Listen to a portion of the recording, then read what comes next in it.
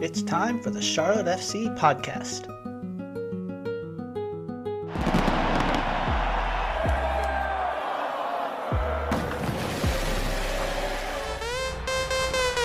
Block, Dewsback's gonna get it back. Westwood, rather Vargas, the touch, the finish! Gone! The Alba, whipped in, good ball! Oh! Christian Kalina, a save to save the season! Crowd belongs to Charlotte!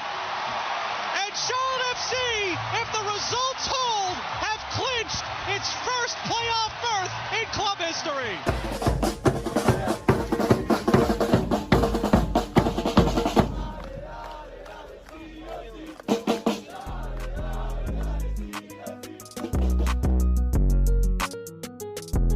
I'm Nic Finelli, host of the Charlotte FC podcast, where we talk beyond the pitch with the fascinating people that work for and around the club. Today on the show, I talk with Major League Soccer's Senior Director of Emerging Ventures, Mihir Kumar, to learn about his job, the start of the MLS Innovation Labs, and the intersection of technology and soccer, as well as his journey to working for Major League Soccer and more. Enjoy, Mihir. Welcome to the Charlotte FC podcast, Mihir. How do you introduce yourself? Sure. Well, first of all, Nic, thanks for having me. It's great to meet you, and I'm excited to chat with you about all things MLS Emerging Ventures, MLS Innovation Lab. My name is Mihir Kumar. I'm the Senior Director of Emerging Ventures here at Major League Soccer. I sit in our league office here in New York City in Midtown. And I'd say I've been at the league for a little over a year now. And broadly, what my roles and responsibilities are, I would say, is to drive innovation across the MLS ecosystem. And that manifests itself in a variety of ways. I'd call it, one of them being MLS Innovation Lab, which is a new program we just announced in January, in which we're bringing in great, young, new, innovative technology companies into our ecosystem, helping them grow, helping them develop, and ultimately, hoping to officially partner or invest in some of these companies. And as the league, continues to grow into the future. And then on the other side of things, if it's not with the Innovation Lab, what kind of emerging technologies and other things are you focused on doing? Yeah, it's a great question. I think broadly what I'd say our team does, and we're a small team, there's 4 or 5 of us here that focus on this, is broadly we look to drive new business, new innovation for that MLS ecosystem. So that would be things like new properties or sort of net new, big revenue opportunities, strategic partnerships. Generally we think about how can we improve on the field, how can we grow our fan base, and how can we sort of grow our media presence. So we're a cross-functional group. We work very closely with all the other sort of experts across the league. We also work very closely with the clubs, of course. And broadly, I think we're just we like to think of ourselves as a resource really focused on net new opportunities for us. Focusing on that innovation, not only externally, but I'm sure internally too, things that would help you all do your work better as an organization. Totally. Yeah. I mean, I think, for sure, those are all things that pop up. I think what's really cool about the role for me is it's different every day. We get pulled in a lot of directions in a very exciting way. I talk to founders and I learn about what they're building and what their priorities are. I sit with all the experts around the league, of course. I want to understand, what is our marketing team hoping to achieve? What is our media team obviously thinking about? What is our consumer products team? What is our competition, group thinking about? And so we want to make sure we're a resource for everyone. And, we sit in a unique seat where we're out there, we're seeing a lot, we're hearing a lot. People are coming to us a lot. So it's to sort of be the filter for different groups as well. Yeah, I remember I did some consulting work for Google, and when they would have us come in, they would say, tell us the craziest idea that you want to have happen, because the more we know about how people are thinking and what they want, we can either find somebody that's developing that and help it work in our ecosystem, or develop it ourselves. So exactly. is It's that sort what you do to? I think that's exactly right. It's sort of that build, buy, partner framework. That's sort of the way we think about a lot of these opportunities. Is this something we should incubate or do in-house? Is there a great third party? Is there an existing partner, that we work with already? Is there sort of like a joint venture or new opportunity? So I think we're always evaluating those different options for, I'd call them just cool new projects that Major League Soccer is focused on. And it's probably never a dull day. So let's talk about, and you got to learn a lot about all of these. So can we break down some of these things that are in the innovation lab? So broadly, I think the biggest cool thing about Major League Soccer, in my opinion, is there's Major League Soccer, there's Charlotte FC, there's all the other clubs, the 29, soon to be 30, tier one professional, highest caliber talent clubs. But beyond that, the MLS ecosystem is much broader. There's MLS Next Pro, which is, our second tier league. There's MLS Next, which is, the academy system we've developed, which has, 14,000 plus players and 10,000 plus games across the season. There's MLS Go, which is the rec league, just announced, which we think could grow to be 2 to 3 million kids. And then there's obviously, there's Leagues Cup, there's some of the other properties that Soccer United marketing manage. And so I'm saying all this because I think a lot of people don't realize that beyond MLS, there's the MLS ecosystem, which is this big sort of pyramid-like structure. And so what that allows us on sort of the more innovation or venture side to do is almost plug and play, like what are some things that we can test here, or what are some things we can iterate on at the MLS Next level to see if it's ready for MLS Next Pro, to then see if it's ready for MLS, or even the other way, what are some things that can go downstream to, how do we get more youth into the soccer ecosystem? How do we grow MLS Next? Things like that. Yeah. So the point of me saying all that is that our ecosystem is incredibly unique, and that provides us with this opportunity to add some structure to innovation. And I think historically, the way that we approached this was a little bit haphazard. Random companies would show up at different events, or, people had different ideas. And so ultimately, MLS Innovation Lab is meant to be a structured approach to innovation into that MLS ecosystem that I just described. And so what that manifests itself as is a calendar throughout the year where we have testing opportunities for companies that have been selected to be a part of the MLS Innovation Lab.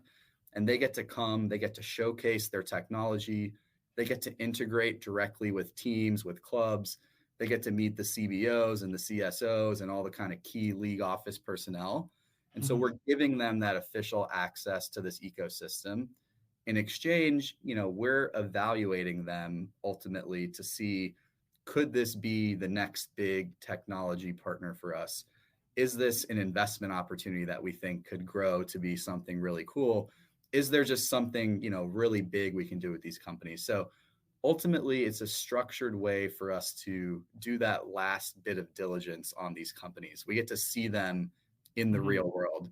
And when you think about the value prop, it's, we think, well, I don't want to speak for everyone, but we think it's very valuable for these companies. If you're a company like HAMS, which is a cognitive training, soccer specific training system, be affiliated with MLS Innovation Lab to be able to put your product in front of thousands of MLS Next teams and MLS Next Pro teams, to get FaceTime with all 29, actually all 30 CBOs, to have the potential to pitch to our ownership group at All Star. If you're a soccer tech company, it's almost unmatched value. And so that's sort of the genesis of this program, is we think there's some great value exchange that can come from it. Before you dive into any more, like how does one of these companies get into being a part of the Innovation Lab? Because I'm sure there's hundreds that want to be a part of this. Totally. And I think one of the stats we like to quote is, so our inaugural cohort we're calling it the class of 2024. So, that's running through this current year.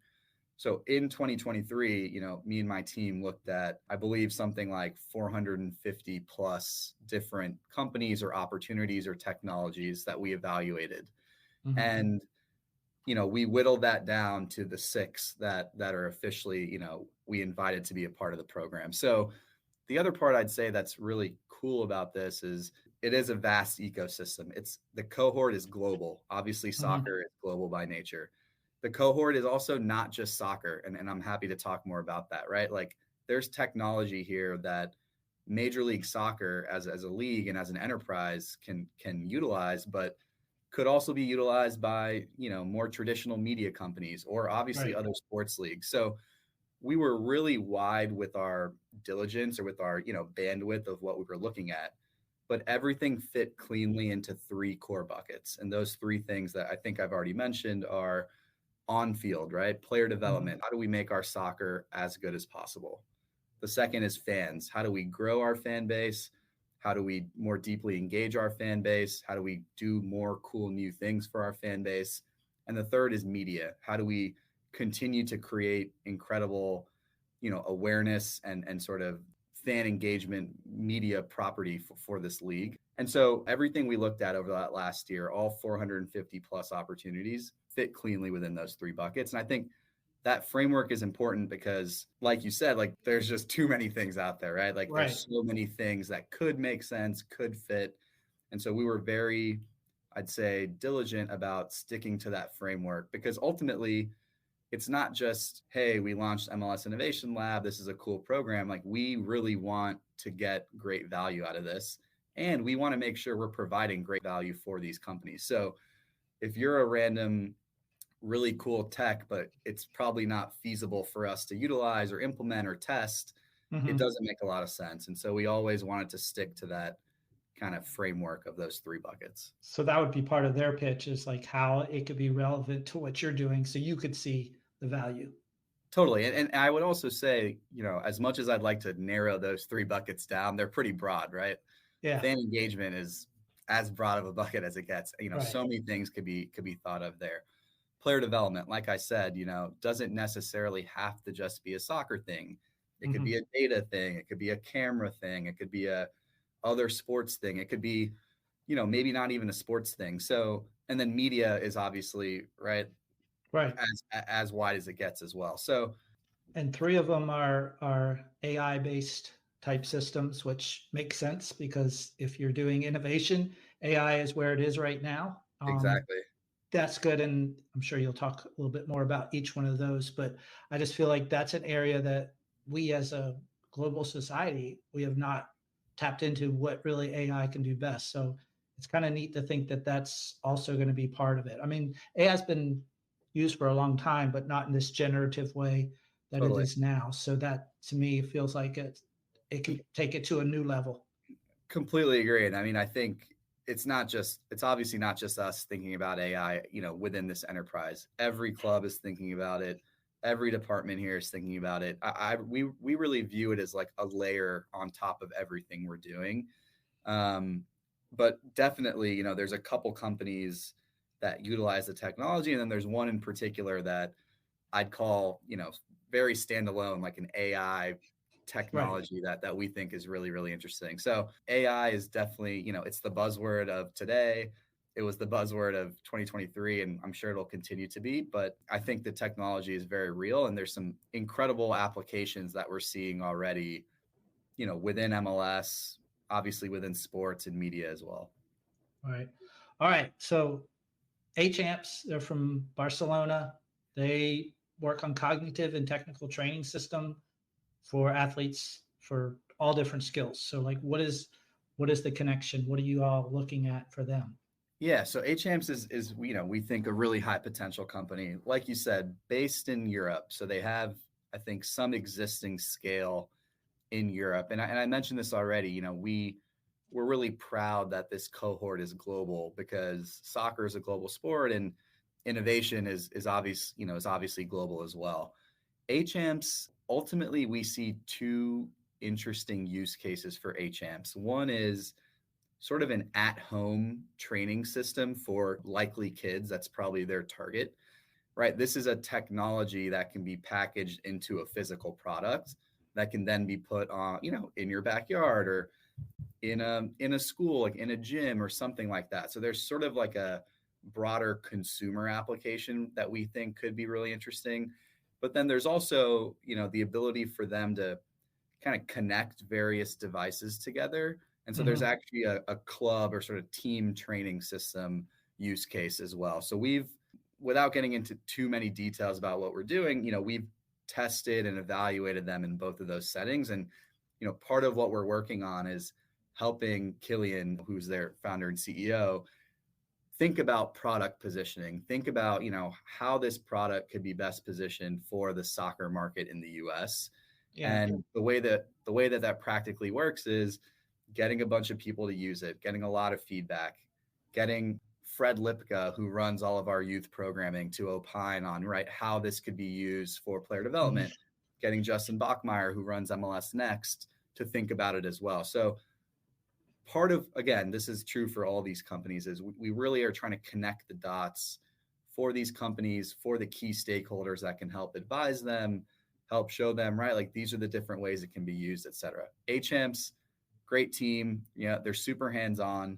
I think there's a lot of potential there. We're excited to keep seeing how they do. So would it take like using cameras and things like that, taking a kid's skill and kind of tailor and kind of help them, like, this is how you could do it better? Like, does it react to their...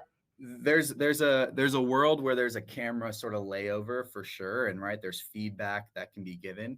What it is right now is basically laser sensors that sort of go off, and they, the colors mean different things. And so it's meant to sort of work on reaction and timing and things like that. Now, like you said, there's layers to this. There's so many other sort of interesting things they can develop. They're in the process of developing an app where you get feedback on your sessions, right? So there's tactical training. There's, educating coaches on how best to use products like this. That's another angle we're taking, is, right, like, how can this system in particular help with your soccer training and your soccer development? So I think it's a flexible product, which is really cool.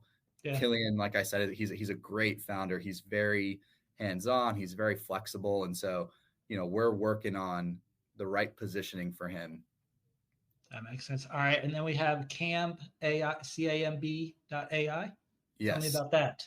So Camb is the company I was referring to that I would say is probably the most unique, definitely not soccer specific, but it's the most AI focused. So very, I wish I was more of an expert here, but very tactically and practically, what Camb AI's technology allows you to do is, if I'm speaking to you right now in English, in real time, Camb AI can ingest this video and spit it out in 104 different languages without me using, with my voice, with my emotion, right? If I'm getting, so imagine you're a commentator, right? Imagine you're Taylor Twellman and you're commentating this MLS game, and something amazing is about to happen, and you're getting passionate and you're getting excited.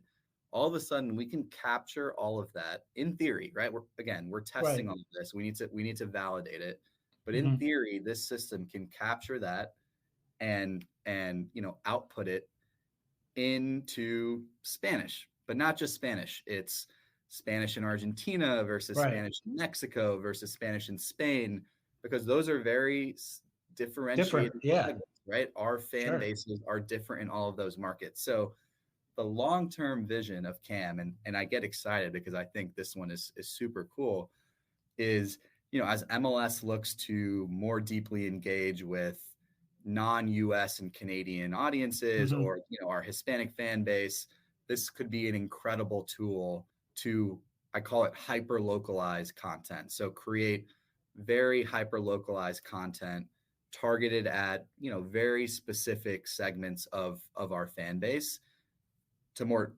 deeply engage those fans, to grow those fans.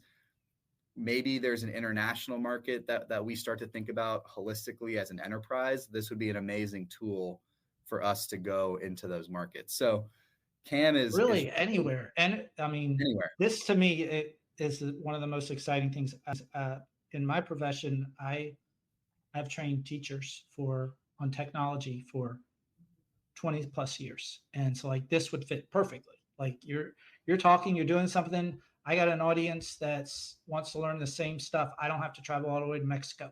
I can do it here and it streams it out. So like that kind of stuff is totally exciting, especially for a global game. Like Exactly. You want to be able to feel that in your own language, but still be able to have access to this, otherwise you're like, I can't watch. Right? The last thing you want to hear is a robot speaking to you, right? It sounds very monotone, and it sounds obviously like that. We all know what I think I'm referring to, which is it sounds just boring. And soccer is the most passionate, the most high energy, that's what makes it such an amazing sport to watch and engage with. And so if we can capture that with this without losing any of that fidelity of, authenticity of that local language, we think, or the personality. Or personality, too, right? Exactly. Because that personality now is saying, well, wait a second, you don't have just my English rights, you have my every rights. And so they're going to catch on and be demanding of, different things, legality, because you're like, well, wait a second, am I doing the Spanish games now too, even though I'm in English? Yeah, that's something. I mean, we're very early here, so we obviously have a lot of operational work to do. But I would say the folks we're engaging with internally, so our media team, our marketing teams, like they're really excited. The clubs are already really excited about this. So this is a really cool one, and I think it's a great example of, like, this was not even a sports thing. This was definitely not a soccer. This is a LLM model that we're feeding content to. So it's really a little bit left field, but it's very practical for what our global aspirations are. Yeah. I mean, across all those levels, media, just helping people understand things. I mean, it's just going to help assimilate a lot of things. All right. The next one, Fabric. Tell me about Fabric. Gamified mixed reality. Exactly. You nailed it. So Fabric, at its simplest, what I would say is think of Pokemon Go, but for the fan experience. So Fabric is a mixed reality layer. And what I mean by that is it's a mobile app or sort of a mobile view. And it helps us drive fans to specific locations and helps those fans engage with different things in those locations, unlocks rewards, there's loyalty involved. And so we think fandom is sort of moving in this direction where, we want to see what's happening on the field. We want to more deeply engage with fans in and around the venue. We want to engage with fans at home. So Fabric can almost create like a scavenger hunt type of environment out there in the real world. And, it's super cool technology. They've got a great partnership with the NBA. The NBA used this technology in Indianapolis for the All-Star game, their game there. We have aspirations to do something similar. So it's just a really kind of cool, differentiated technology that, again, aligns very well with fandom. We want to get our fans to certain activations or layer in, the ability for sponsors to be involved. We think this could be a really cool platform for that. We did initial test with them at Next Fest in December. I think what we saw was super high engagement, super high return engagement. So it's not, you're not just interacting with this. You're just not consuming content. Right. Exactly. You want to unlock the rewards. You want to stay in this sort of mixed reality experience. And so this is one where we're tapping tons of folks internally because it could have, really cool. It's just a really cool technology for our marketing team, for our events team, for our media team, right? There's so many different use cases for this. And so ultimately, and a younger audience.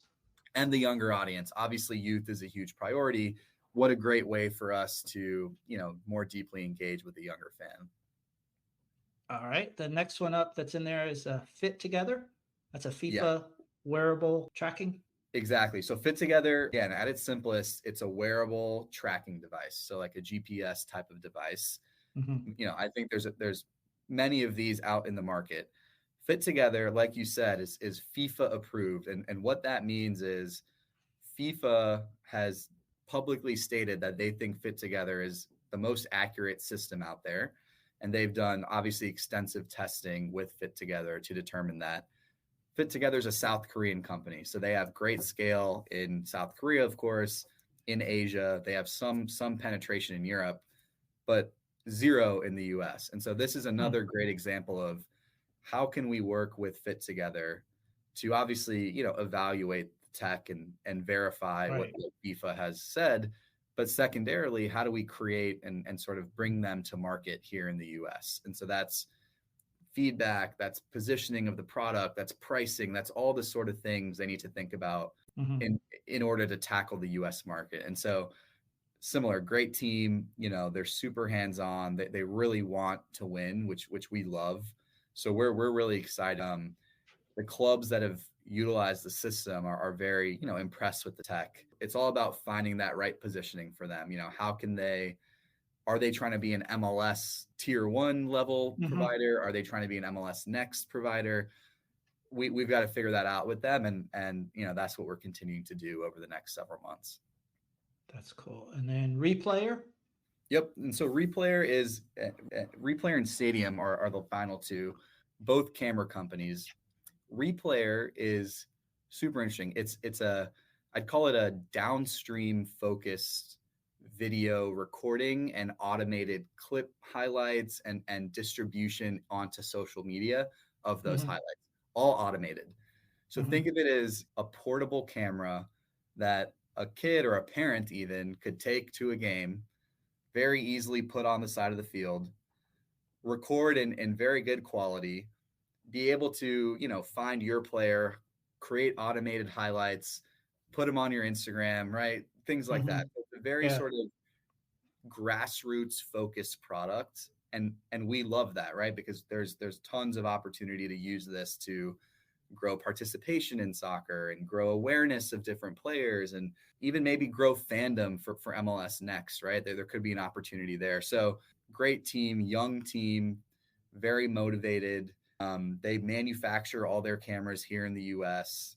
Just a very, very hands-on, motivated team and a company that we think is very big. And there are a few players in that market, but from what we've seen, their quality is better, their latency is better. They're able to kind of live do some of this stuff.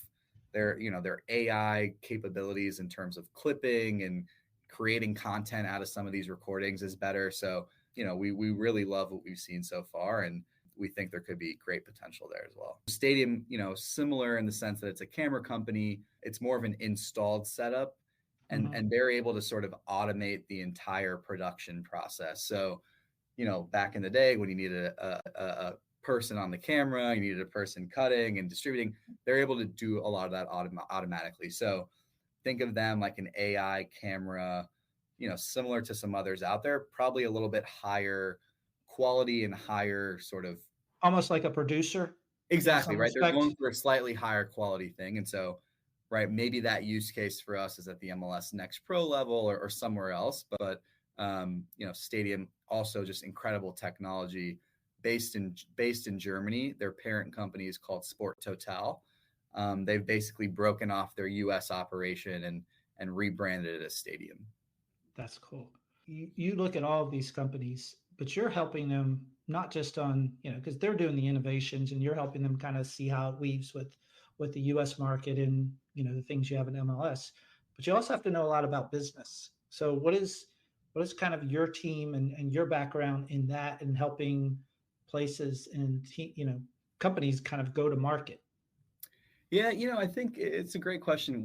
Ultimately, like I said, we want to make sure that there's great value on both sides. So for us, there's great value in evaluating these companies.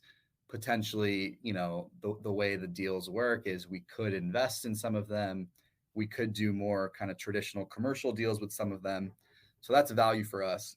But we want to also make sure, they're getting the most out of their opportunity. And that's through access, that's through advising, right? That's through helping them navigate that ecosystem. So while our MLS ecosystem is incredible and, very broad, it's also a challenge to navigate, especially for some of these companies that are not familiar with the US market. And so part of what we want to do is be great partners for these companies. We want to make sure we're giving them every opportunity we can. We're putting them in front of the right people. if they have questions on how they should price, of course, we're going to help advise. By no means are we trying to be experts there. By no means are we like a traditional, accelerator where we're taking a more active role. But if there's something we can help with navigating the US market, the soccer world, or the MLS ecosystem, we want to make sure we're helping them with that. That's pretty cool. How do you see this role that you have and the ventures that MLS has in 5 years? Yeah, it's a great question. I think what we definitely want is MLS Innovation Lab to be an annual recurring program. And so the way the calendar works is it fits very nicely into the MLS calendar. So the kickoff event, or sort of the first opportunity for these companies to come and showcase what they're doing, is at MLS Next Fest, which is in December every year. So that happened, this last December in Phoenix. The second event is at Generation Adidas Cup, which is coming up here in about 6 weeks, which is at IMG Academy. The third event is MLS Next Cup, which is the next playoffs. I think this year that's in Nashville, and that's in June. And then the culmination of MLS Innovation Lab is going to be at All-Star. So at our All-Star week, 3 of these companies are going to have the opportunity to present to our board. And that's obviously in July. And so, that's sort of the cadence. And then in theory, between July and August and September, right, we're making kind of our final evaluation decisions on these companies. And we're also starting to recruit for the next cohort. And so you start to see how this thing kind of becomes an annual cycle program that fits very nicely into the program. How did the clubs interact with that? Are they given the option to be like beta testers, or is it kind of you try to?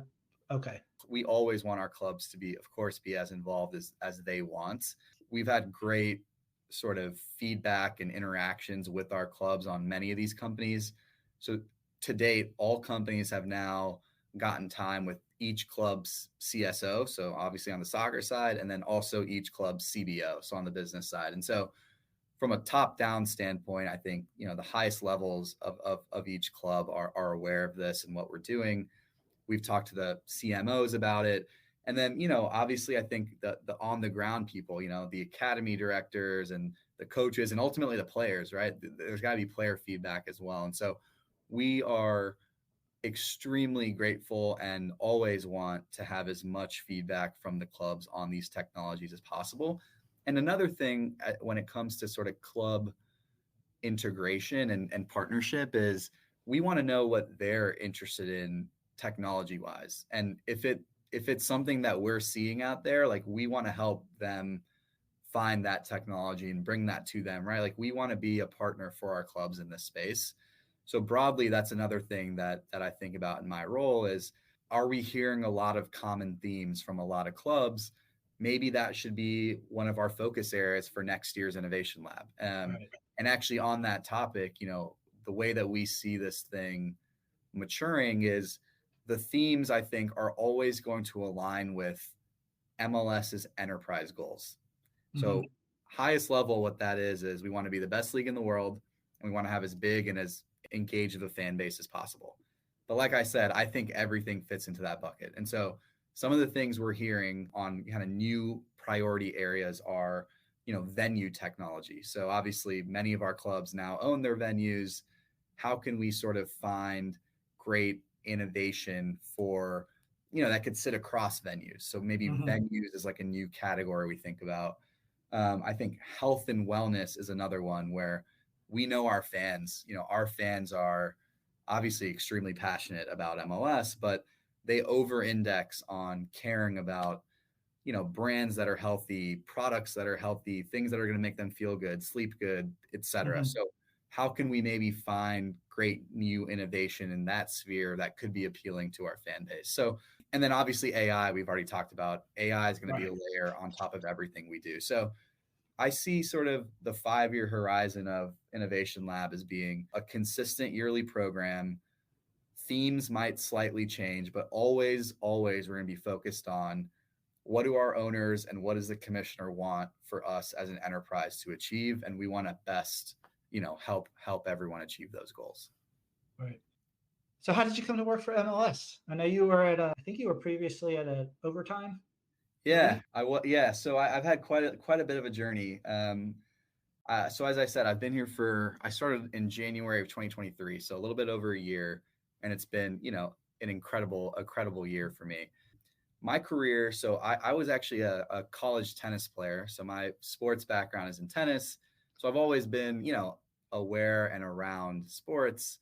And I think I'd always had this goal or dream of working in sports one day. But to be completely frank, I didn't really know what that meant. I knew that I, I was watching every sport on TV. I was going to so many games. I grew up in Indianapolis, Indiana, so I'm a big, Colts and Pacer fan there. But I knew there were people behind the scenes making this whole thing work, but I didn't know what they were doing. And so my career, I started in sort of a more traditional finance role.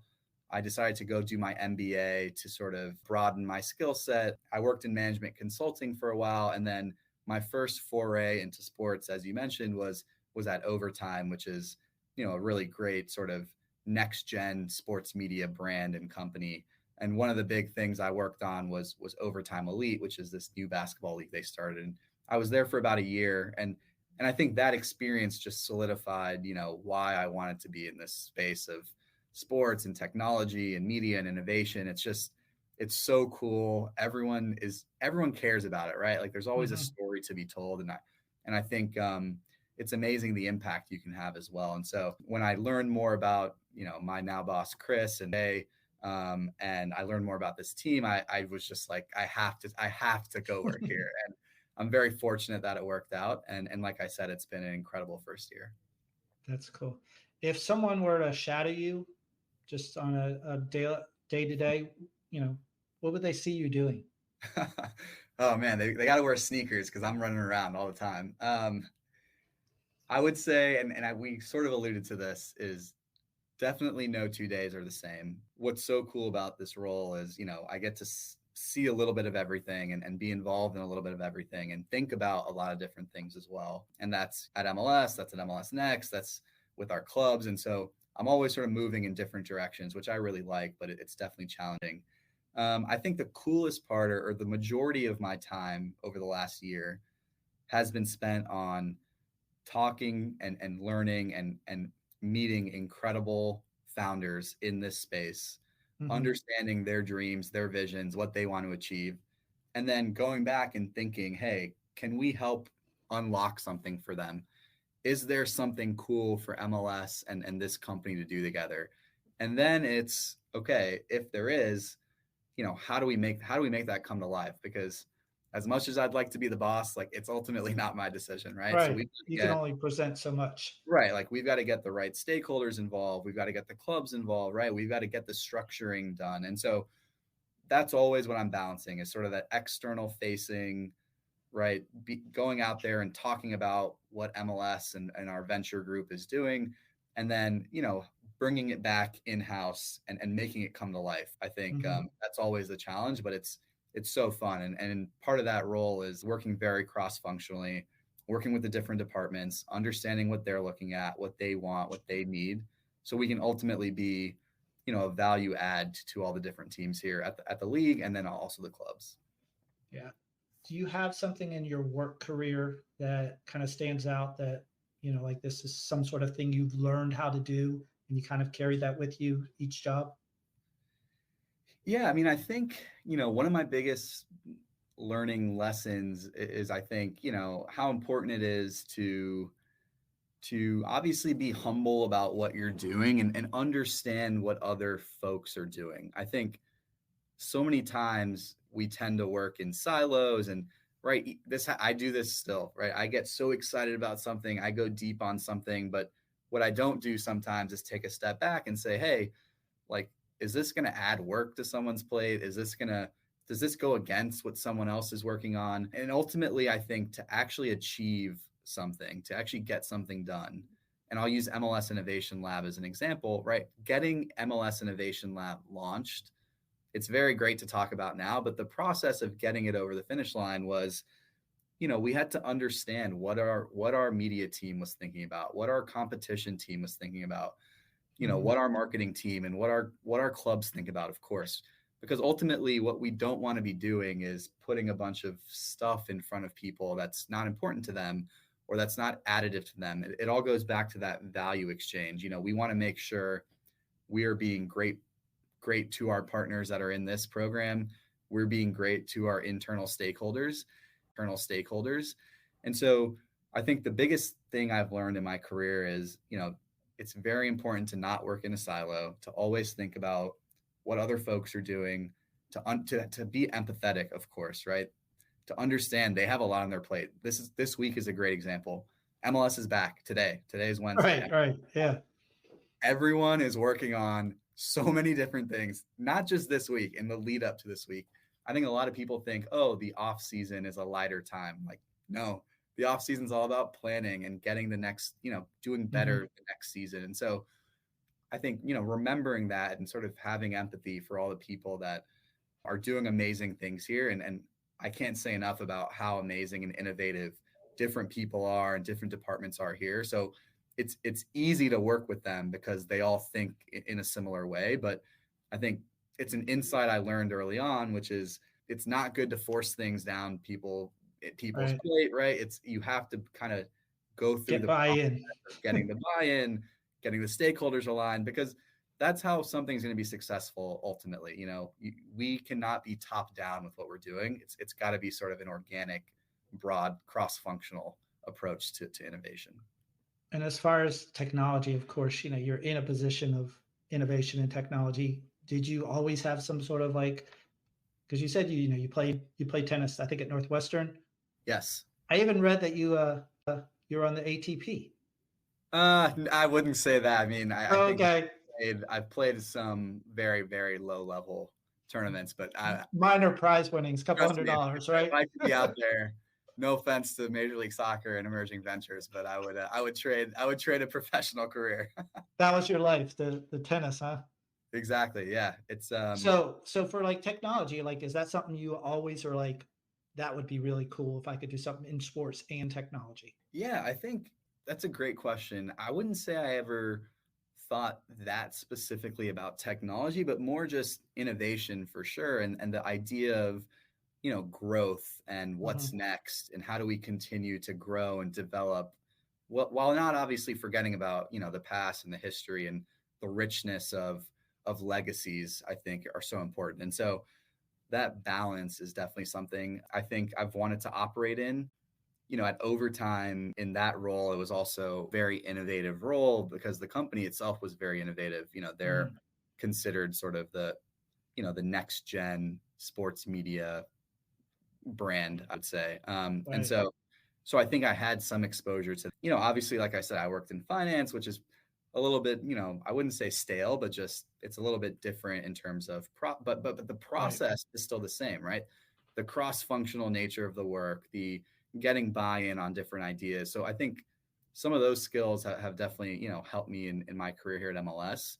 I think in general, for me, just being in the sports world and thinking about how do we keep doing better as a product, the soccer, how do we keep growing our fan base? I think those kind of big picture things are things that keep me up at night sometimes, but I love thinking about. Right. Do you have something in your life or in your career that you would kind of pinpoint as one of the scariest or the most challenging because you had to take a risk to do that, and either it didn't pay off and you learned from it, or it paid off and you were yes? Yeah, that's another great question. I think there's two things I was thinking of. One is I left sort of I'd call it, relatively lucrative and stable career in the finance world to pursue my MBA.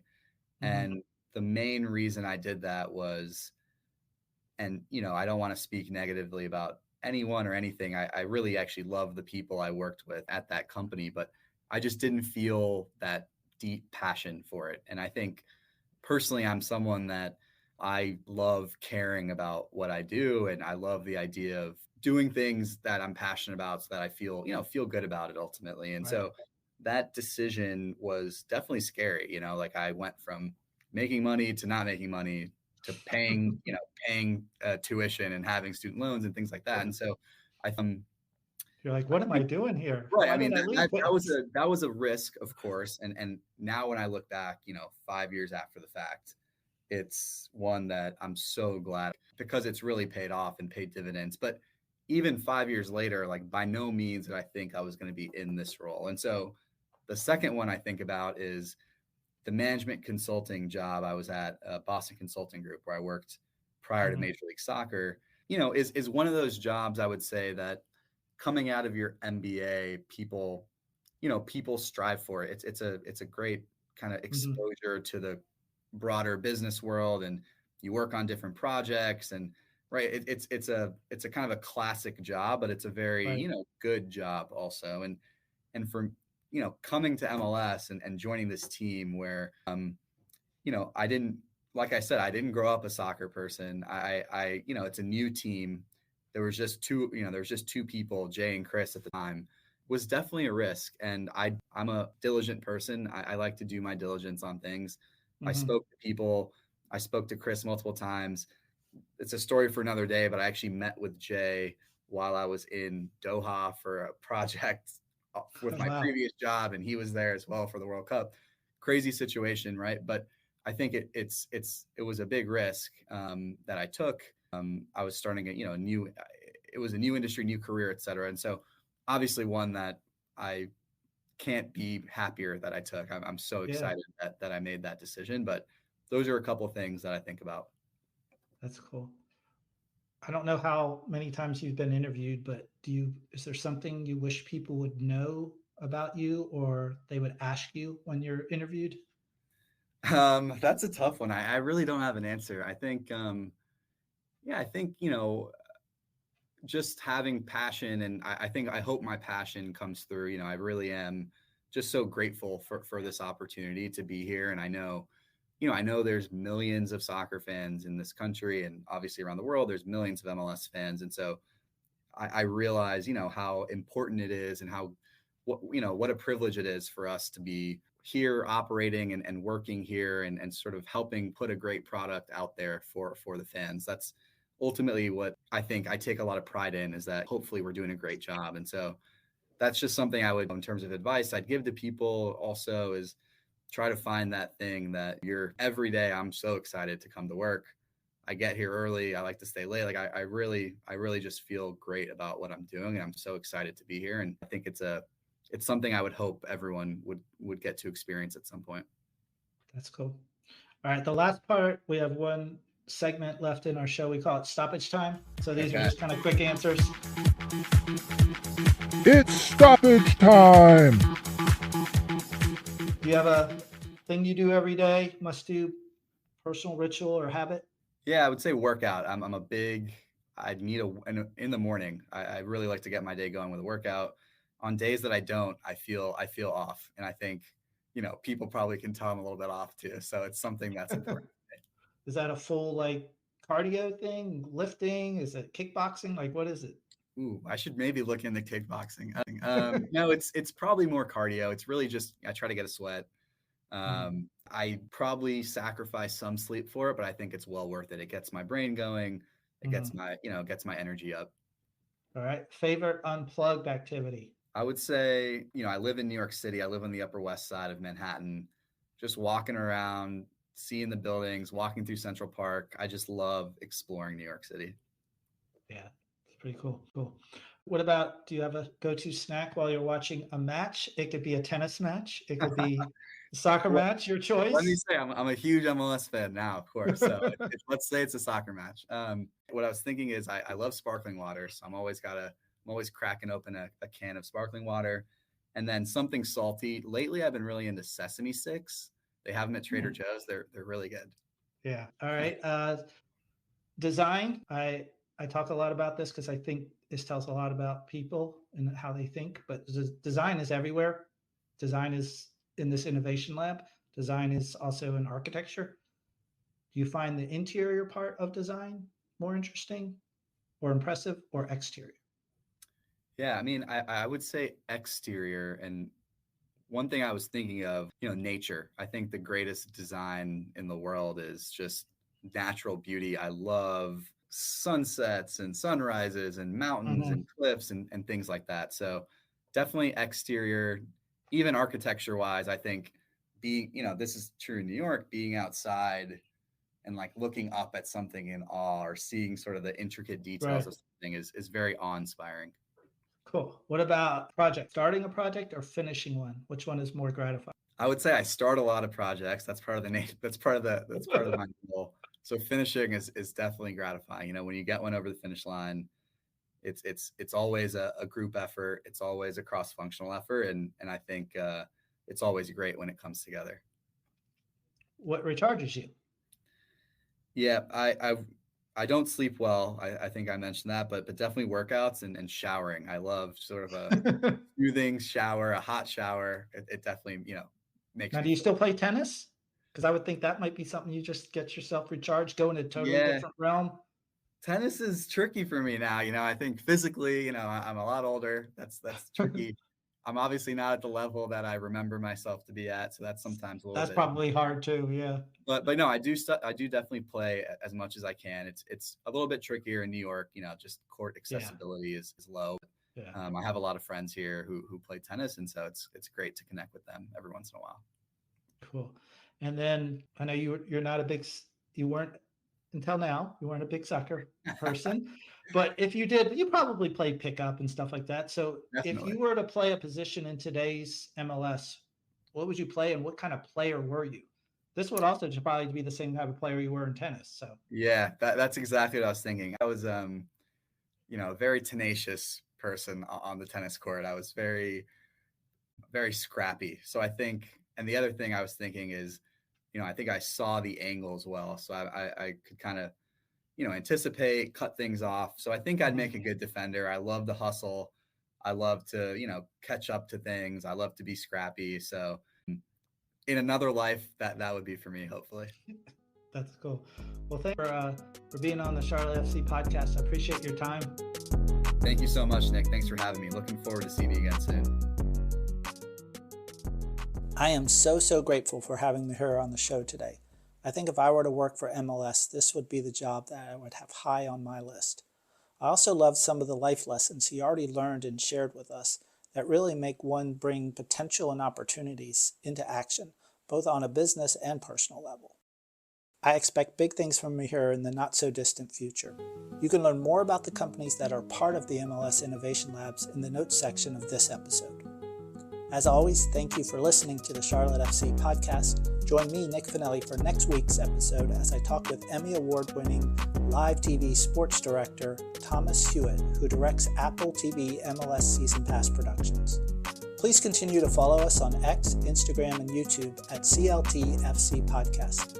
We would also love for you to 5 stars in your favorite podcast platform. Enjoy your week.